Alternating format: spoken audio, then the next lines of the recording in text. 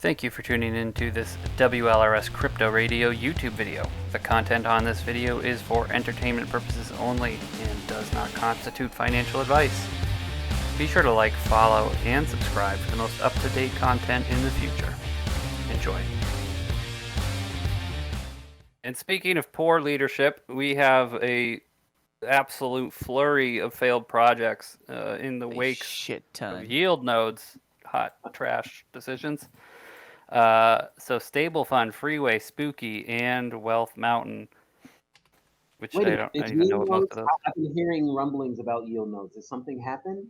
Yeah, we got the yield node. I actually have an update on that situation a little bit deeper than what you all may know, because I got it from my legal counsel who's representing a party that is suing them because. Are you allowed to speak on that? Yeah, I can. He can't tell me anything about his actual client. He can't stop me. But yeah, try and stop me, lawyer. No, pretty much all it amounts to is that some of their assets, well, maybe I shouldn't speak on that. There is some amount of money that they don't maintain in Malta only. And because of how they have their business structured, a lot of their assets are liable to U.S. laws. So with that being said, there's probably going to be some legal litigation going through the pipeline. It's going to be some juice. So David, Yield Nodes a couple weeks ago sent out an email to all their people who had deposited saying it's not going the way we want. Essentially, we're pausing all withdrawals until 2023, the end of 2023, so a year. And they're reducing their previously. So the 6-month lockup they canceled. It's just permanently locked up until they come up with a better thing. So they basically just paused the project with everybody's money stuck in it. So it's such a shitty situation. Yeah, and it's only going to get worse as we describe the next couple protocols that have done something else. Now, I think two of these are. Well, one of these for sure, Stable Fund, was a big project for a couple of weeks. When it got talked about, a couple of weeks, it got it got growth because everybody started talking about these trading bots, and pretty much you invest in there, they take your money, invest it into trading bots, and then give everybody a set return. And that's pretty much how the protocol worked. Of course, that becomes insolvent because trading bots are fucking stupid.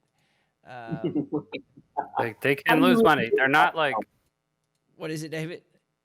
I said, how do you really feel about them, though? Yeah, well, I mean, it's to think that there's just some thing you can turn on and just set a range up and then just like let it make you passive income is just asinine. It's ridiculous.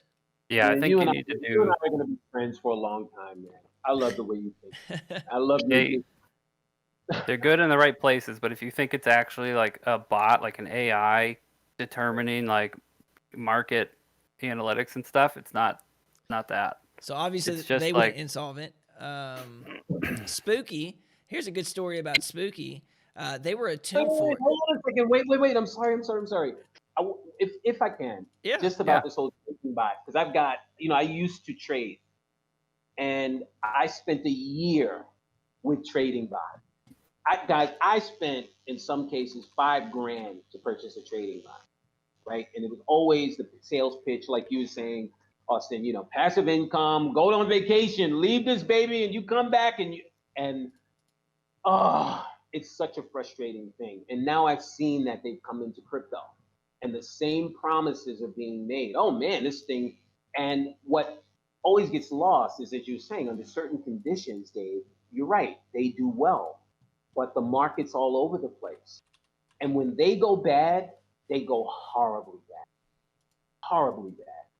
So well, I mean, it kind of like, it ends up leaving you out of a huge bull run, right? It's going to sell at the top of your range while it continues to skyrocket up. So you miss everything on the way up.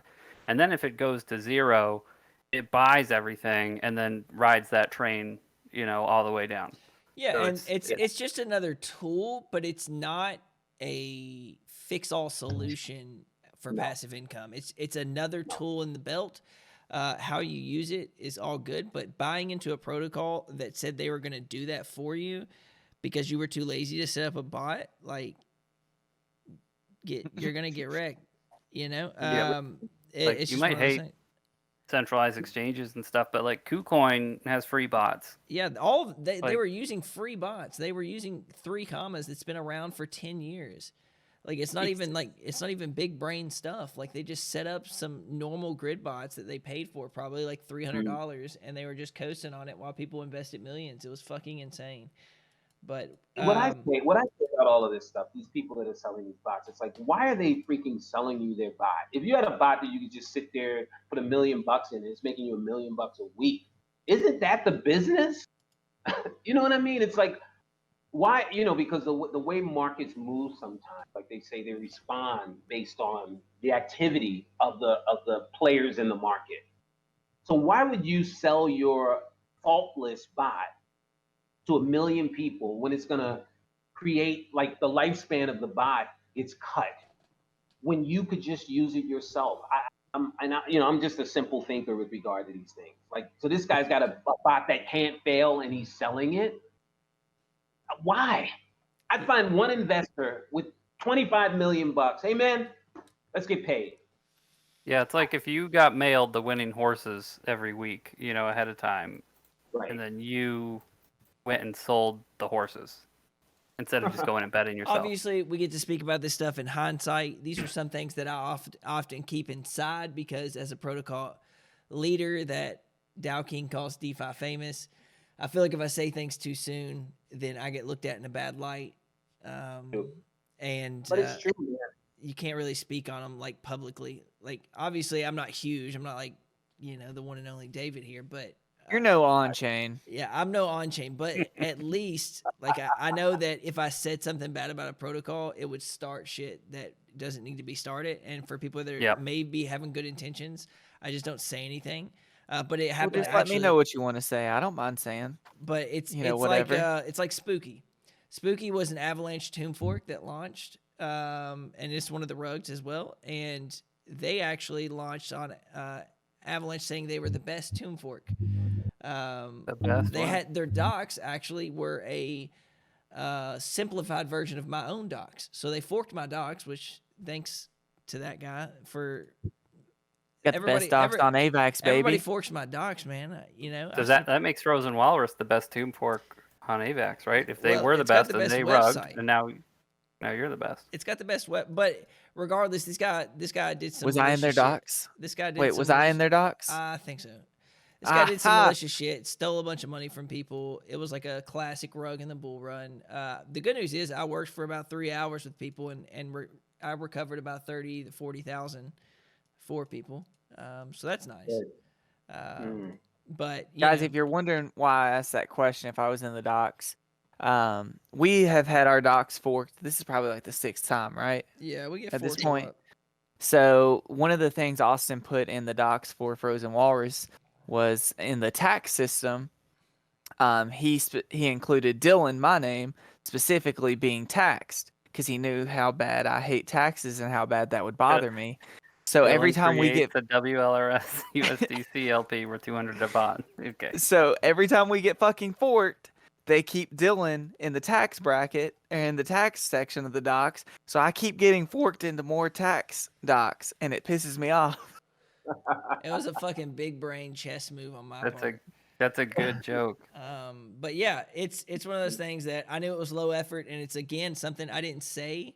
But then I watched him mint 16 trillion of the tokens, and I was like, better say something because this looks bad. This looks bad. And so I said something, and then of course I was kicked out of the Discord.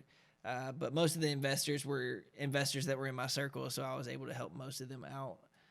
But yeah, that's the same thing probably happened. I don't know what happened with Wealth Mountain. I don't know anything about that one. I can't speak on that one. I think Wealth Mountain, or what's the one that sold superchargers? Freeway sells superchargers. They were another 20% APR guarantee, yada yada yada. They were like, all that. We're better at holding your money than you are. Correct. So we're gonna not let you withdraw from our contract.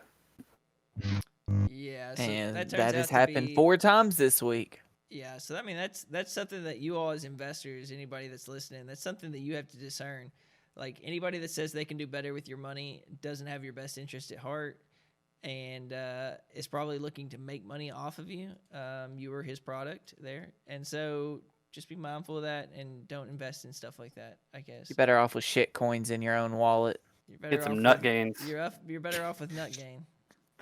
This is financial advice. Not financial advice. While we've been on this call, I've contacted Nut Gains, and I'm now the official spokesperson. So, yeah, I believe him. Then you I can't truly say that believe that. and not I believe it. better fucking